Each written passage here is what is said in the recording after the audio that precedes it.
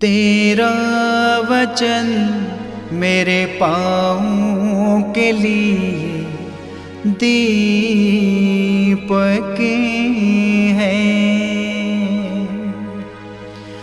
और मेरे मार्ग का उजियाला है।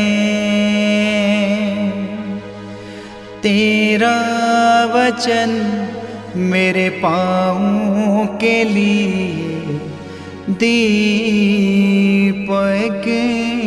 है।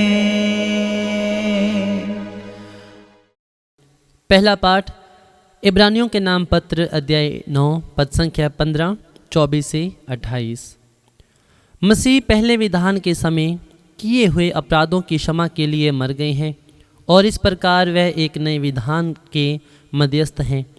ईश्वर जिन्हें बुलाते हैं वे अब उसकी प्रतिज्ञा के अनुसार अनंत काल तक बनी रहने वाली विरासत प्राप्त करते हैं। यीशु ने हाथ के बिना उस मंदिर में प्रवेश नहीं किया जो वास्तविक मंदिर का प्रतिरूप मात्र है। उन्होंने स्वर्ग में प्रवेश किया जिससे वह हमारी ओर से ईश्वर के सामने उपस्थित हो सकें। प्रधान याजक किसी दूसरे का रक्त लेकर प्रतिवर्ष मंदिर गर्भ में प्रवेश करता है। यीशु को उसी तरह बार बार अपने को अर्पित करने की जरूरत नहीं है। यदि ऐसा होता तो संसार के प्रारंभ से उन्हें बार बार दुख भोगना पड़ता, किंतु अब युग के अंत में वह एक ही बार प्रकट हुए जिससे वह आत्म बलिदान द्वारा पाप को मिटा दें। जिस तरह मनुष्यों के लिए एक ही बार मरना और इसके बाद उनका न्याय होना निर्धारित है, उसी तरह मसीह बहुतों के पाप हर लेने के लिए एक ही बार अर्पित हुए।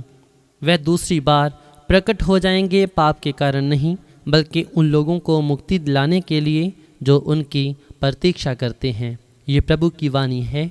ईश्वर को धन्यवाद। भजन अनुवाक्य। प्रभु के आदर में नया गीत गाओ क्योंकि उसने अपूर्व कार्य किए हैं। अनुवाक्य। प्रभु के आदर में नया गीत गाओ क्योंकि उसने अपूर्व काम किए हैं। प्रभु के आदर में नया गीत गाओ क्योंकि उसने अपूर्व कार्य किए हैं। उसके दाहिने हाथ और पवित्र भुजा ने हमारा उद्धार किया है। अनुवाक्य। प्रभु के आदर में नया गीत गाओ क्योंकि उसने अपूर्व काम किए हैं। प्रभु ने अपना मुक्ति विधान प्रकट किया और सभी राष्ट्रों को अपना न्याय दिखाया है। उसने अपनी प्रतिज्ञा का ध्यान रखकर इस्राएल के घराने की सुध ली है। अनुवाक्य।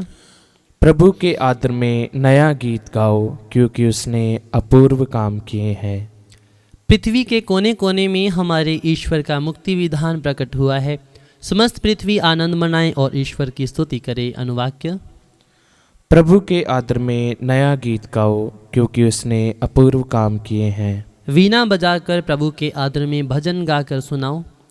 तुरही और नरसिंगा बजाकर अपने प्रभु ईश्वर की जयकार करो। अनुवाक्य। प्रभु के आदर में नया गीत गाओ क्योंकि उसने अपूर्व काम किए हैं। जय घोष हालेलुया। अनुवाक्य। हालेलुया। हमारे मुक्तिदाता और मसीह ने मृत्यु का विनाश किया और अपने सुसमाचार द्वारा अमर जीवन को आलोकित किया। अनुवाक्य। हालेलुया। संत मार्कुस रचित पवित्र सुसमाचार अध्याय 3 पद संख्या 22 से 30 तक।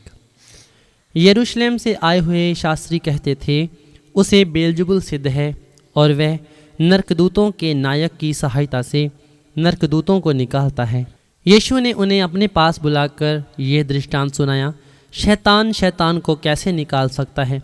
यदि किसी राज्य में फूट पड़ गई हो तो वह राज्य टिक नहीं सकता। यदि किसी घर में फूट पड़ गई हो तो वह घर टिक नहीं सकता।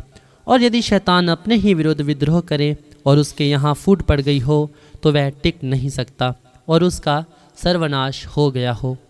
कोई किसी बलवान के घर में घुसकर उसका सामान तब तक नहीं लूट सकता जब तक कि वह उस बलवान को ना बांध ले।